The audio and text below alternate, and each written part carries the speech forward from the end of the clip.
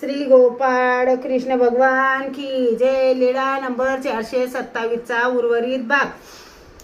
वखरू जुतीला तव पास लवो लागली, नागरू जुतीला तव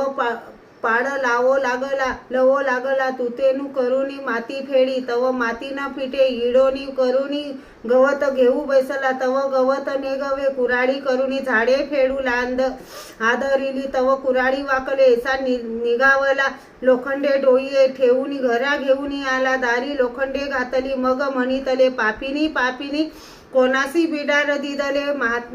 महात्मोनी कुंजांतर केले आजी, माझा सोनियाचा देहाडा वाया गेला, महात्मेनी कुंजांतर केले असे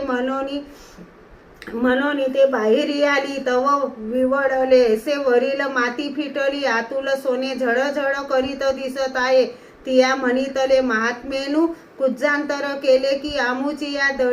दळिद्राचा मुळी इडा घातला असे म्हणून ते भितरी घेऊन गेली, तसेच तुमच्या निमित्ताने तुमच्या आई बापाला जे पुण्यरूप फळ होईल ते काय ते जाणतात बाई।